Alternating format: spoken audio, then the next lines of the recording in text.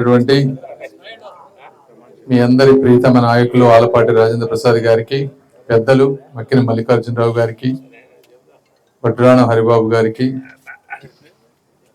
ఈరోజు కార్యక్రమానికి పెళ్లి కొడుకైనటువంటి ఆంజనేయులు గారికి, అదేవిధంగా నాయకులు సాంబరెడ్డి గారికి, చిన్నకోటి రెడ్డి గారికి, వెంకటేశ్వరరావు గారికి, నర్సయ్య గారికి, బ్యాంక్ సభ్యులైనటువంటి వరప్రసాద్ గారికి, శివగోపి గారికి, ఇతర శాఖల అధికారులకు, రైతు సోదరులకు, అన్నిటికన్నా ముందుగా అన్నదాతల పూదోట కూటమి జెండాకు విజయబాట పట్టినటువంటి అత్తోట ప్రాంత రైతాంగ సోదర సోదరీమణులందరికీ కూడా హృదయపూర్వక ధన్యవాదాలు తెలుపుతా ఉన్నాం. ఈరోజు మనోహర్ గారి తండ్రి గారు హాస్పిటల్లో ఉన్నారు, బాగలేదని వారు రాలేకపోయారు.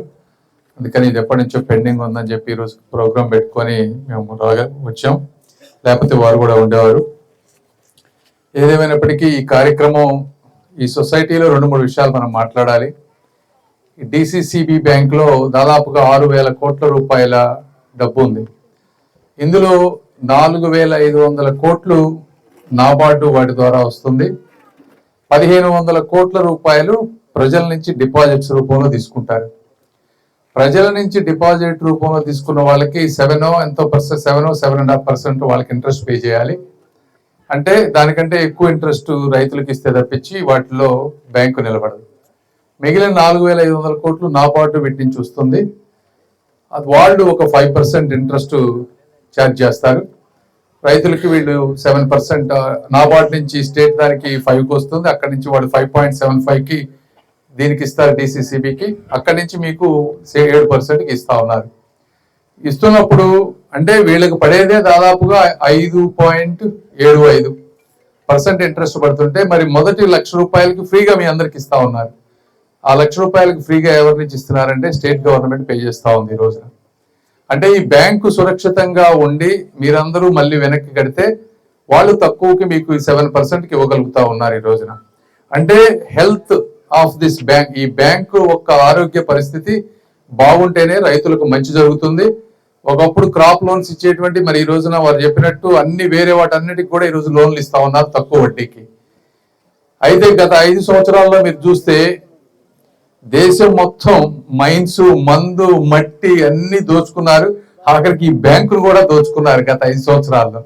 దాదాపు 60-70 కోట్ల రూపాయల అవినీతి ఒక గుంటూరు ప్రాంతంలో జరిగింది డిసిసిబి బ్యాంకులు. అంటే రైతులకి వాళ్ళకే తెలియకుండా వాళ్ళ పాసు పుస్తకాలు, దొంగ పాసు పుస్తకాలు పెట్టి లోన్లు తీసుకొని ఈ విధంగా వ్యవస్థలను ఎంత నాశనం చేయాలో ప్రతి చాట నాశనం చేశారు. మళ్ళీ ఈరోజు వచ్చిన తర్వాత మక్కిన మల్లికార్జునరావు గారు కానీ, అదేవిధంగా కూటమి ప్రభుత్వం కానీ వాళ్ళందరినీ వేటాడి ఆ డబ్బులు మళ్ళీ వెనక్కి తెప్పించే పరిస్థితి తీసుకొచ్చాం. దాదాపు ఎంత 15-20 కోట్ల రూపాయలు ఈ రోజు వెనక్కి వస్తా ఉన్నాయి. ఇంకా రావాల్సిన అవసరం ఉంది. మీ అందరికి ఎందుకు చెప్తా ఉన్నామంటే, యథా రాజా తదా ప్రజ, పైన వారి ఆలోచనల ప్రకారమే కింద గ్రామ స్థాయి వరకు కూడా ఆ నాయకుల ప్రవర్తన ఉంటుంది. కాబట్టి మీరు కూడా అర్థం చేసుకొని బ్యాంకులని బలోపేతం ఏ విధంగా చేయాలి, మన ప్రభుత్వంలో కూడా ఎక్కడా తప్పులు జరగకుండా చూసుకోవటం, ఈ సొసైటీల్లో లాభం ఎక్కువ తీసుకొస్తే మీకు ఎక్కువ డివిడెండ్ వచ్చి ఇంకా ఇంట్రెస్ట్ తక్కువగా వచ్చే అవకాశం ఉంటుంది. వేరే కార్యక్రమాలకు కూడా ఈ డబ్బు ఉపయోగించుకునే విధంగా ఉంటుంది.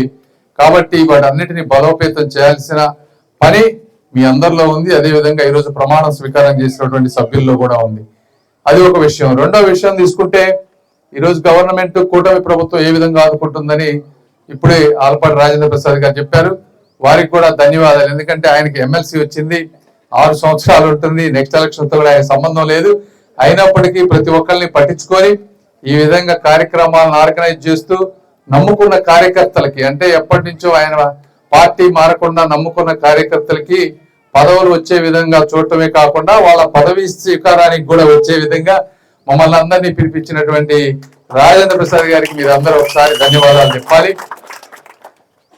సో ఈ కూటమి ప్రభుత్వంలో ఈ విధంగా ఎక్కడికక్కడ తెలుగుదేశం పార్టీలో ఉన్నా, ఈ ప్రాంతంలో జనసేన ఎమ్మెల్యే గారు ఉన్నా కూడా కార్యకర్తలందరినీ దగ్గరగా చూసుకోవడం అనేది ఒక మంచి పరిణామం.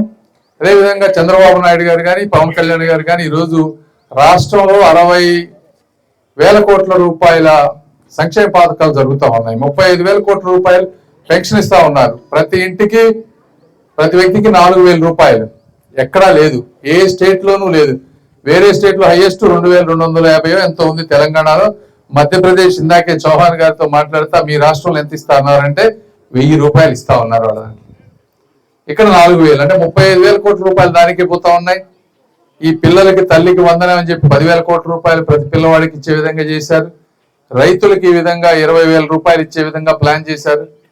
ఇంత వర్క్ సంక్షేమ పథకాలు చేస్తూ అదే విధంగా అభివృద్ధి ఎక్కడా రోడ్లు ఆగకుండా, నిన్న మనోహర్ గారు దాదాపు 30 కోట్ల రూపాయలతోటి గ్రామీణ ప్రాంతంలో రోడ్లు తీసుకొస్తా ఉన్నారు. ఇట్లా రెండు బ్యాలెన్స్ చేసుకుంటూ ఒక పద్ధతి ప్రకారం ఈరోజు రాష్ట్రంలో అభివృద్ధి జరుగుతూ ఉంది. ఈ అభివృద్ధిని కూడా మీరు అందరూ గుర్తుపెట్టుకోవాలి. పెట్టుకొని కూటమి ప్రభుత్వాన్ని మళ్ళీ మళ్ళీ గెలిపించాల్సిన అవసరం ఉంది. లేకపోతే 5 సంవత్సరాల్లో ఎంతో కొంతవరకే చేయగలం. కనీసం 10 సంవత్సరాలు ఉంటే తప్పించి ఒక అద్భుతమైన అభివృద్ధి ఏ ప్రాంతంలో కూడా జరగదని మీ అందరికీ తెలియజేసుకుంటూ ఈ అవకాశాన్ని ఇచ్చిన మీ అందరికీ మనస్ఫూర్తిగా ధన్యవాదాలు తెలుపుకుంటూ సెలవు తీసుకుంటున్నాను. Thank you. ఇప్పుడు పెద్దలు ఆంజనేయులు గారిని ప్రమాణ స్వీకారం చేయించవలసిందిగా కోరుతున్నాం. రామారావు